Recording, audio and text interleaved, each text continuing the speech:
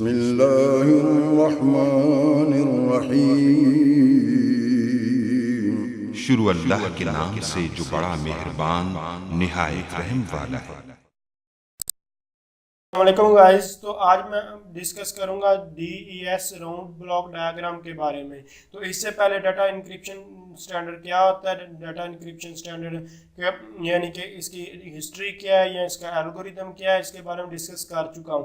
तो आज हम मजीद जो है इसके यानी कि राउंड ब्लॉक डायग्राम के बारे में डिस्कस करेंगे। जब हमने DES एल्गोरिदम में डिस्कस किया था तो वहाँ मैंने आपको कहा था कि जो इसका राउंड ब्लॉक डायग्राम यानी कि होगा राउंड, हमारे पास 16 राउंड होते हैं, तो हर राउंड जो है बिल्कुल सेम होता है। सिर्फ हम एक राउंड को देखेंगे और सारे के सारे उसी तरह बिल्कुल, इसलिए हम एक राउंड को देखने के बाकी आप उस तरह सेम लिख सकते हैं, लेकिन आपको लिखने की ज़रूरत नहीं है। सिर्फ एक ही राउंड आपको जो है और वो उसको समझ लेके रट्टा लगाना है, या उस कोई भी चीज़ है रट्टा लगाने से पहले भी अगर रट्टा भी लगाना होगा तो आपको अगर उसकी समझ होगी तो आप उसको इजी जो है लिख सकते हैं, या फिर आप उसको अंडरस्टैंड करके जो है फिर आपको भूलता नहीं है।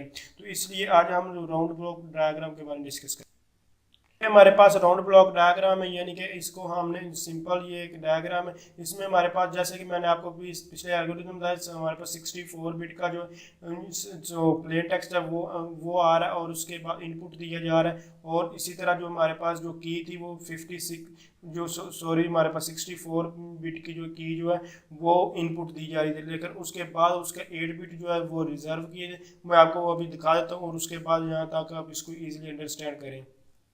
तो पिछले में ये वाली डायग्राम मैंने आपको दिखाई दी, तो यहाँ देख सकते 64 बिट प्लेन टेक्स्ट और 64 बिट की थी। तो इस 64 बिट में से 8 बिट जो मैं आपको बताई थी एरर वगैरह के लिए जो रिजर्व की थी, उसके बाद 56 बिट रह गई थी और 56 बिट को दोबारा यानी कि परमुटेशन चॉइस 1 जहाँ लगाई थी 8 बिट, और दोबारा जब फिर एक जो परमुटेशन चॉइस लगाई तो उसके बाद हमारे पास 8 बिट और रिजर्व की गई और 48 बिट हमारे पास रह चुकी थी।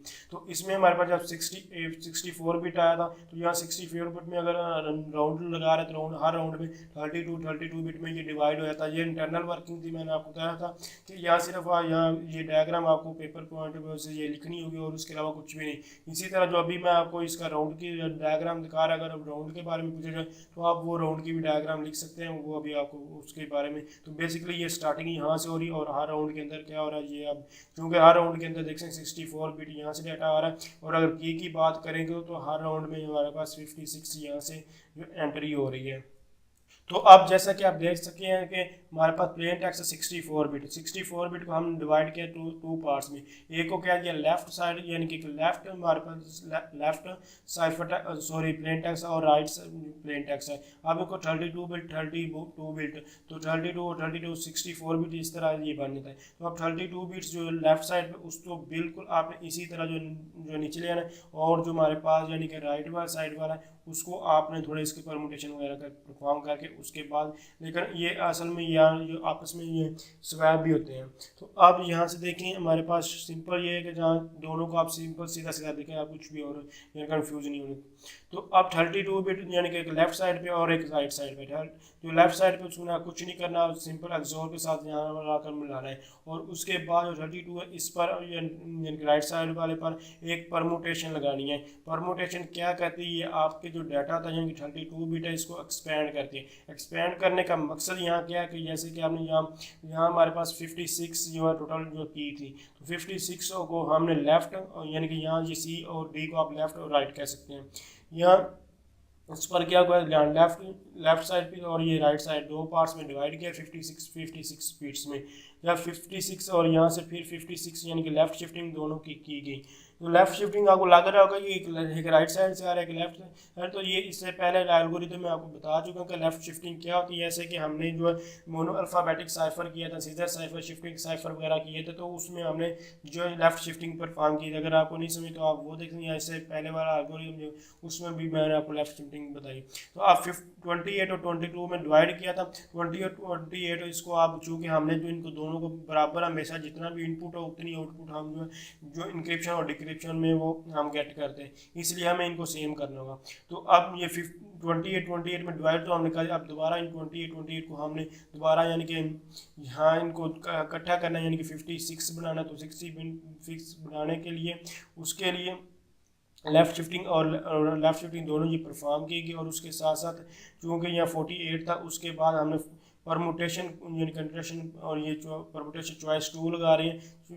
ये चॉइस 2 इसलिए लगा रहे हैं क्योंकि 8 बिट हमने रिजर्व करनी है। परमुटेशन मैंने आपको 2 बात बताई थी, इसका जो है मकसद होता है कि जो आपका डाटा होता है उसको रैंडम वगैरह करना होता है। दूसरा इसमें आप परमुटेशन मतलब कि जो हमारे पास साइज वगैरह उसको आगे पीछे जो कोई चेंजिंग वगैरह करनी हो तो तब इसका यूज़ किया जाता है, तो यानी कि डिवाइड वगैरह करने के लिए।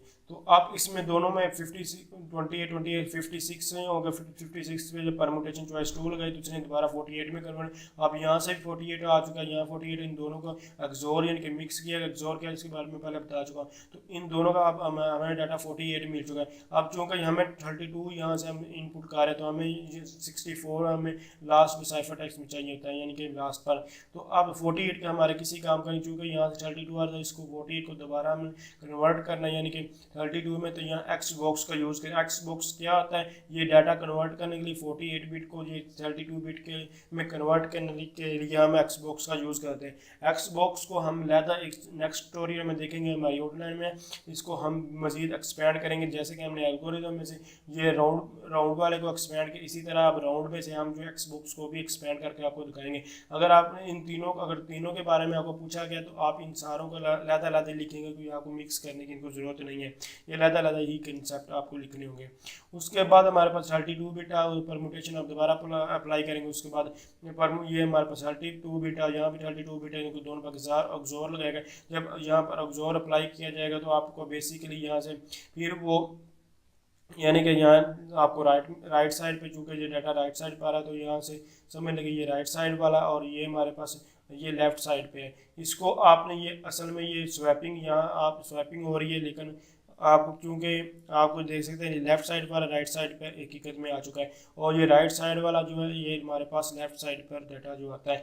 सिर्फ आपको सिंपल इसी तरह याद करना है। इसकी मैं आपको पहले वाले भी बताया कि थ्योरी वगैरह कुछ नहीं, लेकिन सिंपल आपने ये डायग्राम बनानी है। आप इसको जैसे मर्जी याद करें, आपने सिंपल इस डायग्राम को ड्रा करना है। बेसिकली आपका मकसद यही होगा, क्योंकि ये DES ये हमारे पास डाटा इनक्रिप्शन ये हमारे पास है, इसकी क्रैक वगैरह हो चुका है पहले, आप ये यूज़ नहीं की। इसकी जगह जो है एडवांस इनक्रिप्शन स्टैंडर्ड में आपको पहले बता चुका हूँ वो यूज़ किया। लेकिन जो हैक किया था वो किसी और पर्सन ने नहीं किया था, बल्कि वो जिन्होंने बनाया था उन्होंने खुद ही उसको जो है हैकिंग किया, चेक किया था और ये हैक हो गया, तो इसलिए ये अब ये यूज़ नहीं हो रहा।